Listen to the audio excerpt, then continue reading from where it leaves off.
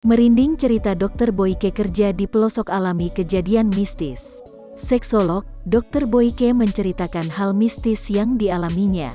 Meski dia adalah orang yang berpendidikan yang bersekolah di kedokteran, rupanya Dr. Boyke meyakini adanya hal-hal berbau mistis.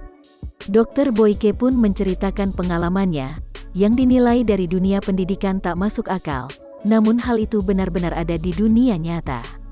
Lewat acara e-talk show Tiffen, Dr. Boyke menceritakan pengalaman mistis itu ia alami saat masih bertugas di daerah pelosok kawasan Lampung.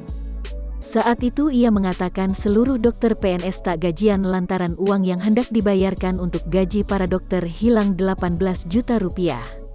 Namanya kita dokter masuk ke suatu daerah waktu itu di Lampung.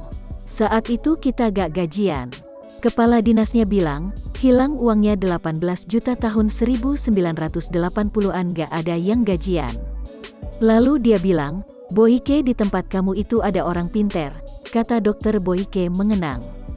Karena ingin semua gajian, Dr. Boyke pun mengantarkan kepala dinas untuk menemui orang pintar.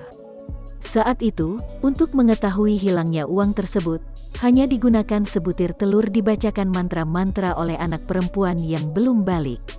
Orang pinternya cuma pakai telur dibaca-bacain sama anak yang belum balik belum mens, telur dipecahin ada wajah ukuran fotokopi KTP, ada wajah orang yang mencuri, jadi uangnya balik lagi. Melihat itu, jadi saya percaya, di luar keilmuan itu ada hal-hal yang tidak terlihat, katanya.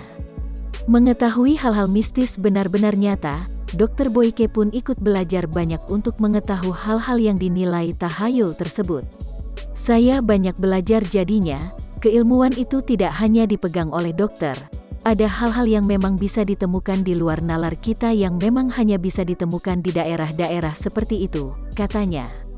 Lantaran banyaknya kejadian di luar nalar manusia, Dr. Boyke pun mengaku saat masih bertugas di daerah, ia wajib hafal ayat kursi.